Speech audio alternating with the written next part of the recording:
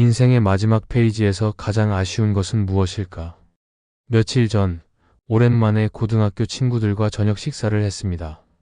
모두 쉰줄에 들어서며 이제 제법 노후라는 단어가 피부로 와닿는 나이가 되었지요. 술잔을 기울이며 자연스럽게 지금 와서 가장 후회되는 일은 뭐냐는 이야기가 나왔습니다. 한 친구는 왜 그렇게 사람 눈치 보며 살았을까라고 했고, 또 다른 친구는 가족보다 일에 모든 시간을 쏟은 게 가장 후회된다고 말했습니다. 그 순간 문득 이런 생각이 들었습니다. 우리가 지금이라도 무언가를 버릴 수 있다면 그 후회는 줄일 수 있지 않을까? 노년의 후회는 하루아침에 생겨나는 것이 아닙니다. 평소 우리가 붙잡고 사는 생각, 습관, 감정들이 시간이 지나며 후회의 씨앗이 되는 것입니다. 그래서 오늘은 노년에 후회하지 않기 위해 지금 당장 버려야 할 10가지에 대해 함께 나눠보고자 합니다. 영상을 시청하시는 모든 분들이 스스로를 돌아보고 더 자유로운 인생 후반기를 준비할 수 있길 진심으로 바랍니다. 첫째, 남의 시선에 얽매이는 마음. 이 옷은 너무 튀지 않을까? 이 말을 하면 이상하게 보이지 않을까? 이런 생각 누구나 한 번쯤은 해본 경험이 있을 것입니다. 저 역시도 젊은 시절에는 사람들의 시선을 의식하느라 내 속마음을 말하지 못하고 하고 싶은 일도 미뤘던 때가 많았습니다. 제 지인 중 한 분은 60대 초반에 그림을 배우기 시작했습니다. 원래부터 그림을 좋아했지만 나이 들어서 무슨 그림이냐, 남들이 뭐라 하겠어? 하는 마음에 수십 년을 미뤄왔습니다. 그러다 남편이 먼저 세상을 떠나고 정신이 휑해질 때 문득 깨달았다고 합니다. 지금 아니면 정말 평생 못하겠구나. 그렇게 시작한 그림이 이제는 전시회까지 열 정도가 되었고, 그녀는 이렇게 말했습니다. 왜 진작 내 마음을 따르지 못했을까? 가장 후회되는 건 내 인생인데 왜 남들 눈치를 봤을까? 사람의 시선은 잠시 머물다 사라지는 것이고 그 사람은 우리의 인생을 책임지지 않습니다. 그러니 남의 시선은 버리고 자신의 삶을 존중하는 용기가 필요합니다. 당신의 인생은 당신의 것입니다. 늦기 전에 그 주도권을 되찾으십시오. 둘째, 쌓인 감정과 앙금.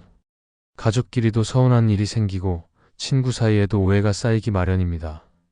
하지만 우리는 종종 괜찮은 척하며 넘기거나 말도 못하고 마음속에 감정을 계속 쌓아두곤 합니다. 그 감정은 시간이 지나면서 결국 거리감을 만들고 때론 다시는 회복하지 못할 틈을 남기게 됩니다. 제 친구의 어머니는 오랜 시간 시어머니와의 갈등을 마음에 담아두셨습니다. 겉으로는 웃었지만 속으로는 항상 그 불편함을 안고 살아왔지요. 그런데 몇 년 전 시어머니가 중병으로 쓰러지고 얼마 지나지 않아 세상을 떠나셨습니다. 장례식이 끝난 뒤 그 어머니는 며칠을 눈물만 흘리며 이렇게 말했습니다.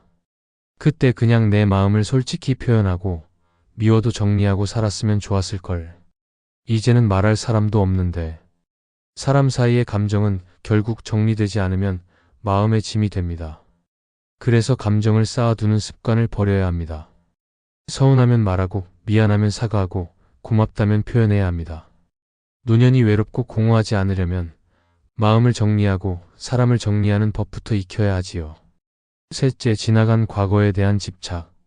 그땐 정말 잘 나갔는데 내가 예전엔 얼마나 바쁘고 중요한 사람이었는지 몰라. 이런 말을 자주 하는 사람들이 있습니다. 물론 누구에게나 인생의 전성기는 존재합니다. 하지만 문제는 그 기억에만 머물며 지금의 삶을 무가치하게 느끼는 순간부터 시작됩니다. 저는 예전에 함께 일했던 한 상사분이 떠오릅니다. 은퇴 후 처음 몇 년은 괜찮았지만 시간이 지날수록 늘 과거 이야기를 반복하셨습니다. 회사에서 어떤 프로젝트를 성공시켰는지, 누구와 어떤 거래를 했는지 말입니다. 그런데 그런 이야기가 반복될수록 주변 사람들은 점점 피곤함을 느끼고 대화도 줄어들었습니다. 나중에 들은 이야기로는 가족들조차 대화를 피하게 되어 그분은 점점 고립감을 느꼈다고 합니다. 결국 스스로도 나는 이제 아무 소용없는 존재인가 하는 허무감에 빠지셨고요. 과거는 우리가 살아온 흔적일 뿐 그것이 지금의 가치를 결정하지 않습니다. 과거의 영광에만 머무는 순간 현재의 나를 잃게 됩니다. 지나간 시간은 추억으로 간직하고 오늘의 삶에 의미를 부여해야 합니다. 지금의 나도 충분히 의미 있다는 생각을 잃지 않는 것이 중요합니다. 넷째, 완벽주의적인 태도. 조금만 더 완벽하게 정리하고 시작해야지. 이왕 하는 거 제대로 하지 않으면 안 돼. 이처럼 완벽을 추구하는 마음은 어느 정도까지는 발전을 위한 동력이 되기도 합니다. 하지만 그것이 도를 넘어서면 삶의 즐거움마저 갉아먹게 됩니다. 제 지인의 어머니는 요리를 정말 잘하시는 분입니다. 하지만 늘 본인이 만족할 만큼 준비가 되어야만 손님을 초대하고 조금이라도 정리가 안 되어 있으면 집에 사람 부르는 걸 꺼려 하셨지요. 그러다 보니 자주 만날 수 있는 기회도 놓치고 가까운 친구들과의 거리도 점점 멀어졌습니다. 그 어머니는 이제 70대 후반이 되었고 최근에 이런 말씀을 하셨습니다. 그때 그냥 조금 부족해도 사람들을 더 자주 초대할 걸 그랬다. 마음 나눌 기회를 놓치고 나니 이제는 나설 힘도 없어. 인생에서 중요한 건 완벽한 상태가 아니라 함께하는 시간입니다. 지나고 보면 그 부족함마저도 추억이 됩니다. 지금 우리의 삶에 필요한 건 완벽이 아니라 온기입니다. 그러니 이제는 완벽주의를 내려놓고 순간순간의 소중함을 더 많이 누리는 삶을 선택하시길 바랍니다. 다섯째, 미뤄왔던 소소한 꿈. 언젠가는 여행을 떠나야지. 은퇴하면 그림도 배우고 악기도 배우고. 이렇게 미뤄온 소소한 꿈, 여러분은 몇 개나 가지고 계신가요? 저희 동네에 사시는 60대 아주머니 한 분은 오랜 꿈이 캠핑카 여행이었습니다. 남편과 함께 전국을 돌며 바다도 보고 산도 오르며 느긋한 시간을 보내는 것이었죠. 하지만 아이들 뒷바라지, 시댁 행사, 생활비 걱정 등으로 항상 다음에 하자, 조금만 더 참자라고 미뤄오셨습니다. 그러던 어느 날 남편분이 갑작스레 뇌출혈로 쓰러지셨습니다. 그 이후론 걷기도 어려워지고 여행은 고사하고 외출도 힘들게 되었지요.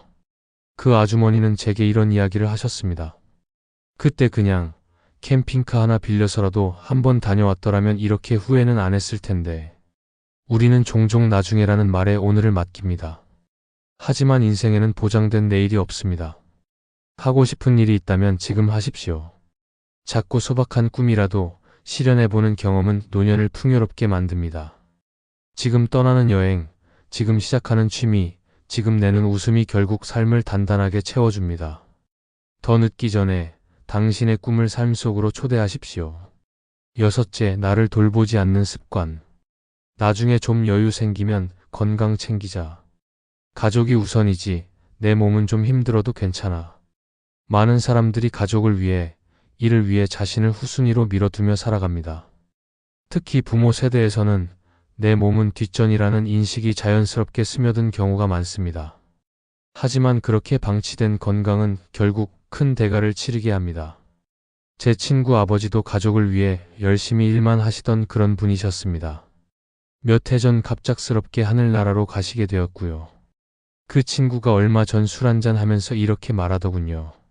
아버지가 조금만 더 본인 몸에 관심을 가졌다면 지금쯤 손주들이랑 소풍도 다니셨을 텐데.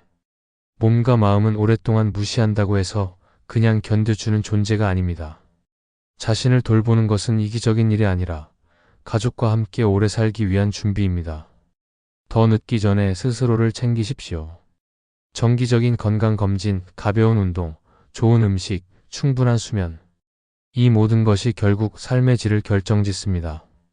일곱째, 관계를 유지하려는 억지 노력. 이 관계 계속 유지해야 하나? 그래도 오래된 사이인데 끊긴 아쉽잖아. 사람은 관계 속에서 살아갑니다.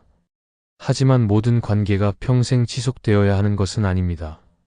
때로는 더 이상 나에게 의미 없고 오히려 마음을 소모시키는 관계는 과감히 내려놓아야 할 대상입니다. 저는 한 지인이 경험한 이야기가 떠오릅니다. 그는 오랜 친구 한 명과 계속 연락을 유지했지만 만날 때마다 기운이 빠지고 스트레스를 받는다고 했습니다. 늘 부정적인 이야기, 남 험담, 무리한 부탁까지 반복되었지만 그래도 오래된 친구니까라는 이유로 계속 관계를 이어갔지요. 그러다 어느 날 크게 마음이 상한 일이 생겼고 결국 관계를 끊게 되었습니다. 놀랍게도 그 이후로 삶의 질이 달라졌다고 합니다. 더 이상 감정 소모가 없고 본인을 더 잘 돌볼 수 있게 되었다고요. 그는 말합니다. 그 관계를 유지하려 애쓰는 시간에 나에게 진짜 따뜻한 사람들과 더 많은 시간을 보냈으면 좋았을걸. 관계는 의무가 아니라 선택입니다. 더 이상 나를 힘들게 하는 인연이라면 그 관계의 작별을 고하는 것도 삶의 지혜입니다. 노년의 외로움은 억지 관계에서 오는 것이 아니라 진심 어린 소통이 없는 데서 시작됩니다.